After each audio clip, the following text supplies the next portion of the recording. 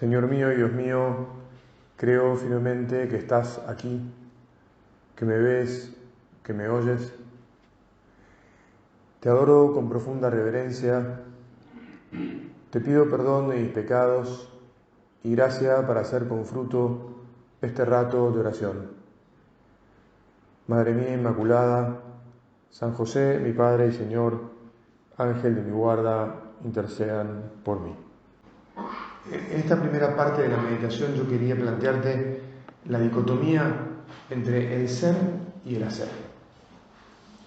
Y ese dilema en el que nos comportamos o en el que estamos metidos todo el tiempo, que es el dilema de vivir conscientes de lo que somos y por lo tanto comportarnos como lo que somos, o sin darnos demasiada cuenta, vivir, en España algunos le dicen a las carrerillas, es decir, como corriendo de un lado para el otro, vivir sumergidos en el hacer, Jesús, nosotros te queremos pedir que vivamos anclados en el ser. ¿Te acordás lo que le pregunta Jesús a los discípulos, a los apóstoles, y San Pedro toma la palabra y contesta, ¿no? Que nos lo cuenta Mateo en el capítulo 16. ¿Quiénes dicen los hombres que es el Hijo del Hombre? ¿Quién dicen que soy yo? Y nos puede servir a nosotros, no nos puede servir, nos debe servir. Es de hecho una referencia esencial. ¿Quién es Jesús? Porque quien sea Jesús nos marca también quién somos nosotros. Y nosotros nos podemos preguntar, ¿quién dicen, no los demás, sino quién dicen Dios? ¿Qué dice Dios que soy yo? Y Dios nos dice, tú eres mi hijo. No como lo es Jesús, pero sí en Jesús. Qué maravillosa seguridad nos da el sabernos hijos. No es esta una meditación sobre la filiación divina, sino sobre la necesidad de vivir de acuerdo con lo que somos. Pero claro, lo principal es que somos hijos. Y si somos hijos en el Hijo y tenemos que vivir la vida de Jesús, la vida del Hijo, entonces somos hijos para servir. También hemos escuchado, y no me voy a enroscar o no me voy a quedar en este pensamiento porque no es el centro de la meditación tampoco, pero sí es el norte. Jesús vino para servir. Y nosotros, siendo hijos como Él es hijo, pues nuestra misión es la misma que Él, que es la de servir. Ahora, solo podemos servir en la medida en que somos conscientes de que somos hijos llamados a servir y no nos dejamos atropellar por el constante reclamo de los demás sobre nosotros. Y no solo de los demás, sino también de nosotros mismos sobre nosotros. Porque eso es justamente lo que nos hace correr, y el correr nos hace perder nuestra identidad. Jesús, que nunca te perdamos. Vos sos el que nos da la identidad y no queremos perderte. Por eso nos convertimos permanentemente hacia ti. Por eso buscamos de vuelta la conexión.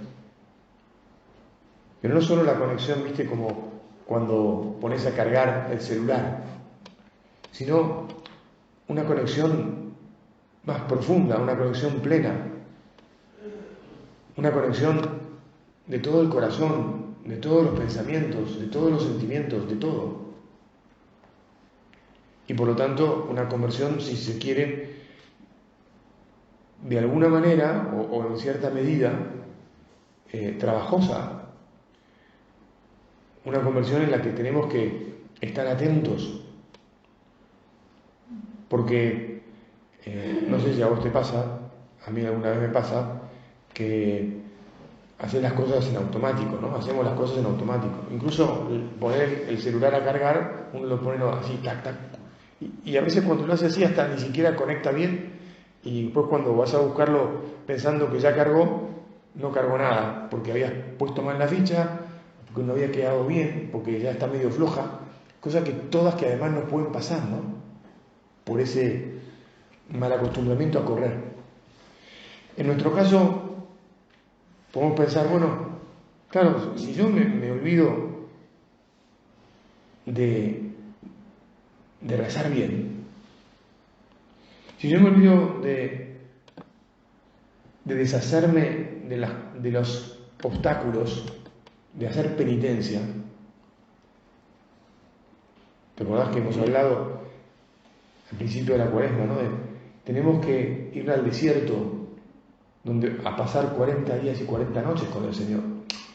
En realidad, todos los días tiene que haber un desierto, entre comillas, en nuestra vida.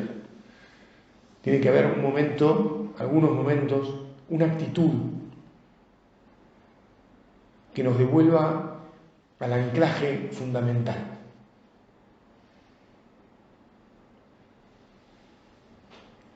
La otra vez una persona se me quejaba, me vino a ver, me decía, padre, ¿sabe qué pasa? Que ya no doy más de ir de acá para allá, quiero poder pensar. Y es que es verdad, en el ir de acá para allá, ya ni pensamos. O nuestra manera de pensar es demasiado rápida, tan rápida que no sabemos si estamos pensando bien, si las conclusiones que sacamos, y los motivos que nos mueven, y un largo etcétera, es realmente lo que vale la pena, lo que nos hace felices. En cristiano, ese pensar, el que me hablaba esta persona, que está bien, también es algo cristiano, tenemos que pensar, pero nosotros lo podríamos llamar contemplar. Te lo pongo con otra expresión. Mirar con la actitud divina. Buscar los ojos de Dios y tratar de percibir lo que sus ojos perciben. Como ahora que hemos venido a este pequeño retiro mensual, sábado a la mañana, para parar un poco, para dejar de correr y para escucharlo más hondamente. En el tiempo de Cuaresma se nos anima a meditar más profundamente la palabra de Dios. Es que al pecado, a lo que nos enajena, a lo que nos quita lo que somos,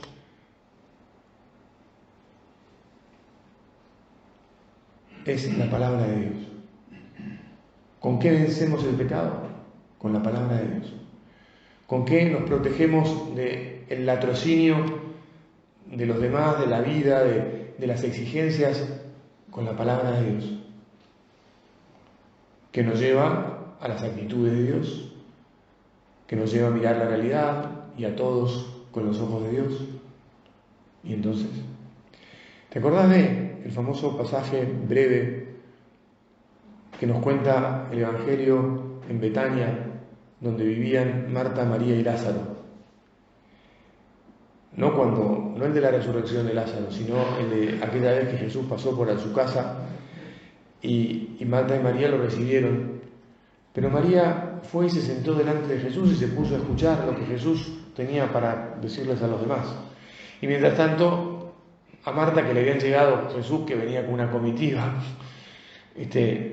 claro, le cayó todo el peso del trabajo encima y corría de acá para allá hasta que fue a Jesús y se le quejó y le dijo, por favor, decile a mi hermana que me ayude, porque ella está ahí lo más cómoda, a mí también me gustaría estar ahí. Marta, Marta, una sola cosa es necesaria.